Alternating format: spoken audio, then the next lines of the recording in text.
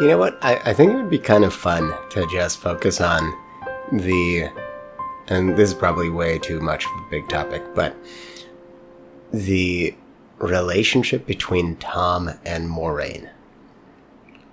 Yeah, that would be interesting. Right, because I think we could keep that within our 15-minute chat, because it's a very subset of the story to the degree that even Matt was like, whoa, did I miss something? Right? Granted, that was way, way, way later in the story, but still. I think a lot of people were caught by surprise by Thom's and Moiraine's relationship. But if you were looking, it was always there. Yeah, it was there from the very first moments of the book. Yeah. The very first moments. The very first book. Yeah. The very first moments in the very first book. It was there. Yeah. Totally agreed.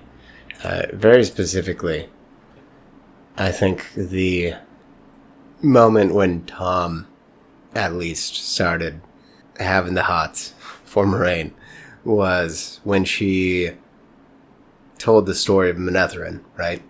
Oh, yeah. Oh, maybe. Yeah. Because...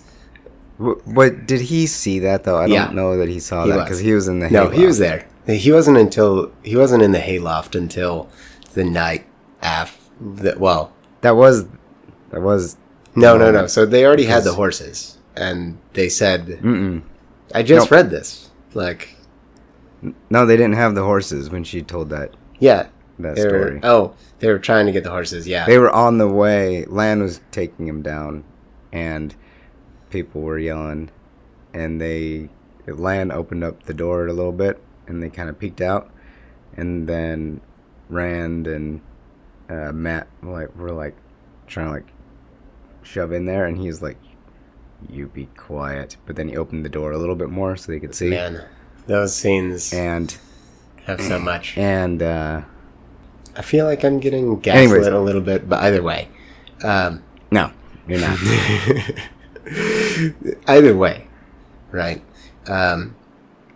Those intro scenes where they gave each other diffidence, right? And especially later on when the situation with the Drakkar happens and Moiraine does the mist following the river, and Thom goes, "Hey, if I might be so bold, why would we have the mist follow the river instead of just cover the rest of our way to Berlon?" Right? And that's when she goes, Drakkar are dumb. And if the Drakkar thinks that we could be going along the river, then when it reports back to the Fade has to commit resources going up river and down river. And only after that will it really realize that we were going to Berlon. And Thom literally nods his head in diffidence and goes, I meant no offense. Yeah. That would be a big deal to Thom, right? Because Thom has played those kinds of games. That's his battlefield, right? Is mind tricks, yeah. Misinformation, information gathering, and he just didn't see it. He's like, why would we do this? And she laid it out for him, and he got it, and he was like, oh wow, okay, she knows what she's doing. For that character, Thom Merlin, who obviously his core character comes from the wizard Merlin, and Moiraine has not to get in too deep into all of the Arthur stuff. We'll need to talk about that some other time. That's a whole other episode. But because of those, the relationships are built into the characters themselves. I think another fun one that we should point out is Moiraine literally giggles at Thom when Thom flips the knives out in the mist. Oh yeah, just before. Yeah, that's funny. Yeah, I did notice that recently. She does. Yeah. She does, and that's like so Out of character. Yeah. Yeah, she does. She laughs at that, and they dance in Merlin Oh. at the Stag and Lion. Oh. I didn't catch that one, but that makes sense. Well, that's the one where they're all dancing, right, down in the common room. Oh, yeah. And Rand dances with Nynaeve, and Yep. and he dances with Moiraine in that scene. But it's also specifically noted that Thom and Moiraine dance. Yeah. And yeah, I think throughout the story, Thom says some really powerful compliments towards Moiraine that you really never hear him say towards other people. Towards other people, that's true. That's Like- true. And actually, that scene of dancing, I have to go back and reread that, because while in my memory, it specifically noted that they dance. I also, like, he would have had to stop playing because he was playing. So now I'm questioning myself. Does he actually go and dance with her, or because he would have had to specifically like stop Yeah. his flute? I'm sure he did. There are so many people that would be able to I'm play. pretty sure he did, but I need to go back and look It's at definitely that. fun, right? But I know in the second book, right, Thom meets Rand, and he's like, he makes some comment about Moiraine, how she's a fine woman for being... Right, yeah, he does. Despite being an Aes Sedai. That's a fine woman. Oh, Thom. Yeah. Oh, Thom. Yeah, and then, you know, their dance continues throughout the book series as it goes forward, right? Because they had all of their time in the Stone of Tyr as well. Right. And that's where you see him go private Yeah. for a bit there. Yeah, and like, I think it's super funny too, because they were literally playing different Game of Houses together. Like, both for Rand. They were working together to manipulate Yeah. all the different players. And all of the jokes they make. Yeah, like, it's just so fitting that Thom and Moiraine fit together, because you know they're both experts at the Game of Houses. Her not only being Aes Sedai, but also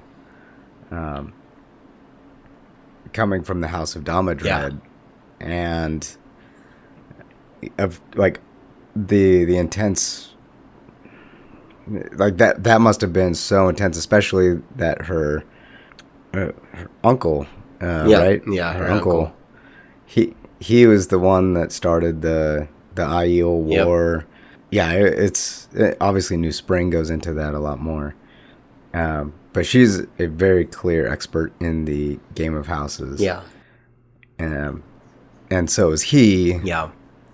So they fit together very well. One could say that they dance together throughout the entire time. Oh, yeah. It's very fun. It's so great. Yeah. I think it's a lesser talked about thing as well. Just because there's so much to talk about in the Wheel of Time.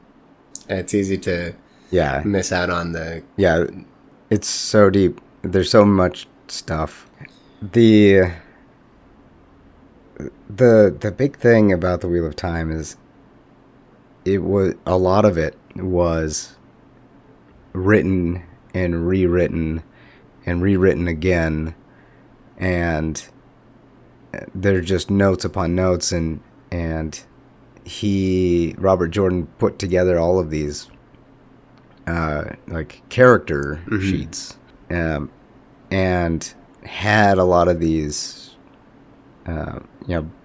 core characters and relationships built out. But then in the writing of it, he doesn't spell that out. Yeah. He doesn't go through large sections of exposition. His characters all carry out the exposition for us within natural conversations or, events. Yeah. So things like the depths of the personal relationships between these supporting, almost main characters, the guides, don't quite come in to the forefront. Yeah, I think with that, but it's there. Yeah, it's all there. I think, but to add to that, one key factor that Robert Jordan consistently does in his writing is he makes it clear that there's other things happening with other characters, even if he's not showing the content, right?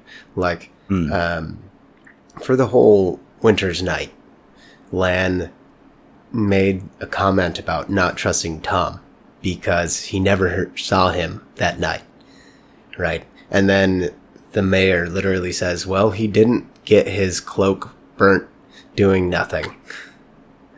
Right. Yeah. Things, he was out doing something somewhere, as well as a lot of other people were too. And like for example, they never say who or what killed other additional Trollocs, right? But Thom literally made a statement of all of the Trollocs didn't fall to purely Lan and Moiraine. On that night, the characters are living, they're there, and the world is going about, off screen. And I mentioned to you that when they got to the Stag and Lion there in Merlin, just named characters there in Merlin, there's just in the Stag and Lion, there's like 10 or so characters that are named and have some sort of mild description there at the Stag and Lion, not counting everybody else that they encountered within Merlin and the events that were going on in Merlin as a whole, just in the Stag and Lion. All the little interactions. Well, we're kind of getting off track now, but exposition is done via interactions with characters and not just pure exposition to tell you that, hey, Lan made himself scarce when Moiraine went in and talked to Thom and shut the door, and healed his knee from the injury he took. Yeah, I'd say it's what happens is either shown or is left to the imagination, right? They give tidbits that, hey, this relationship is growing, right? Or alternatively, this person is growing in skill, right? Like with Rand and the sword, or Lan's relationship with Nynaeve, right? Or even that other intense things are going on with the Forsaken, like across the Aiel Waste, right? Forsaken taking over nations. Like all of these things happen off screen, and just because you didn't see it doesn't mean it wasn't happening. Yeah, the maps of the world of Wheel of Time are far, far larger than the maps of the story. Yeah. The map of what we call Randland on Reddit is like a very small peninsula within the whole world. Yeah. The whole world is like 10 times larger than that area that they travel themselves within. Yeah. I would really like to point out that I think his writing enables us to kind of fill in the gaps, right? And not only that, but imagine what else was going on in different places, because they've just built such a vibrant location, story, and world. And I think that has a lot of fun conversations in and of itself at a later time. Yeah, or not, just leaving it up to the audience to enjoy it more fully, because he's not laying out every tiny detail of every tiny aspect of every tiny event that's happening out there, which kills out the ability of the imagination to explore. Yeah, he lets the reader really fill in the gaps how they'd like them to be filled in, right? Yeah, until he drops a bomb that says, hey, Moiraine and Thom have been hooking up this whole time, and you didn't notice. I mean, she can literally go invisible for a bit, so... Oh, yeah, that's true. And block out sound. Yeah, he was like, I gave you all the pointers there to start writing fan fiction, and you guys just missed it. Come on. Wasn't that actually something he really hated? Was people making smut fan fiction? Which is ironic because, Yeah, we know. So much bondage, spanking. Yeah,